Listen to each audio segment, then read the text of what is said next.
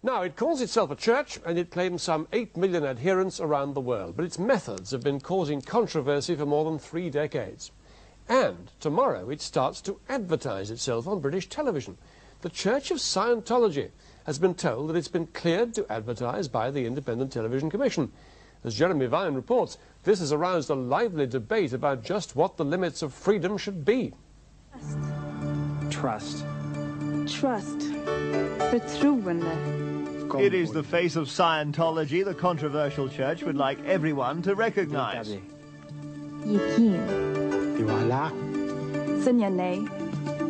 This is the new approved advert. Its shiny, happy message will run on cable TV channels tomorrow. It's a big breakthrough for the church, one that may broaden its congregation, perhaps even bring its message into the mainstream. On the day when we can fully trust each other, there will be peace on earth.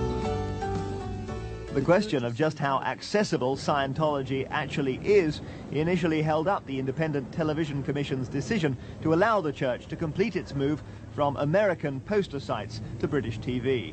But there's also Scientology's rather strange image. Stand up! Acknowledge it as loudly as you can. Thank you! Command it as loudly as you can. Sit down on that chair! So is this a real religion that merits advertising space? A signal of the importance of the ITC decision was the presence in London of Scientology's world leader, who's in charge of defending the religion. What I'm going to do is I'll go up here and see what... Yes. Given that his church is said to be accessible, we asked the Reverend Heber Jentzsch if he'd take us into one of his outlets. Having arrived without warning, he said we'd better wait outside. The high-pressure sales tactics reputedly used to attract new members were not much in evidence on this occasion. Eventually, the message came back. Access was being denied because the staff felt private. I just spoke with the executive director, and she said, you know, this is a surprise visit. They didn't even know I was coming, of course. And that would be a big thing for them. Well, it's a big thing for them, but... So we had our sermon on the street. Close your eyes for a second. Okay, think of a cat. Yes. Okay, did you see a cat? Yes. What did it look like? What was it doing? It was black. Black cat. Okay, good. Now your eyes were closed. So, what was looking at the cat? As I was. Okay. Your eyes are closed, and you were looking into the mind. The mind is composed of pictures, and you saw a picture in the mind.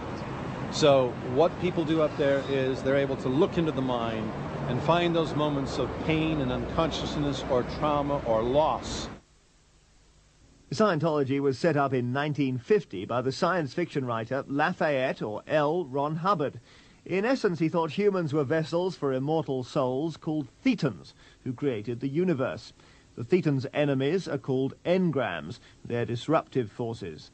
Someone's engrams can be measured with electrodes and, it said, purged through a practice known as Dianetics, an intense form of therapy. Some, though, have very clear memories of the 1984 High Court judgment in which Scientology was described as a religion based on lies and deceit, whose real objectives were money and power. And that was a judge speaking. But Scientologists are very keen to make sure remarks like that do not stick, and they're prepared to use the law to counterattack. As soon as they found out about our interest, they deluged us with faxes with spurious so-called facts in them, threatened us with legal action if we didn't include their spurious facts. They tried to stop the programme by issuing a private prosecution against myself and the reporter, claiming that we had obtained services by deception. In fact, critics of Scientology say the religion's devotees are positively litigious, intimidating detractors by following the advice of L. Ron Hubbard, who's on record as saying the purpose of a lawsuit is to harass and discourage rather than win. Don't ever defend, always attack. Be alert to sue for slander at the slightest chance. There's also information about the Scientology attack on the internet. Containing lots of emails and so on. That's right. This internet user says he's been on the receiving end ever since he wrote a notice criticising Scientology. I'm one of tens of people around the world who have been threatened with legal action via email by the Scientologists about things we've posted to the internet. And in fact, there are 8 major court cases going on now in different countries arising from the Scientology discussion group. And ever since this ex-Scientologist left, she says she's been pursued by lawyers. Well, in my own personal experience, I'm currently involved in litigation with Scientology in libel actions. Those were a result of the work that I began to do 5 years ago as Escape, which is a Christian ministry. And with Mr. Hubbard's quote at the end, on the day we can fully trust each other, there will be peace on earth.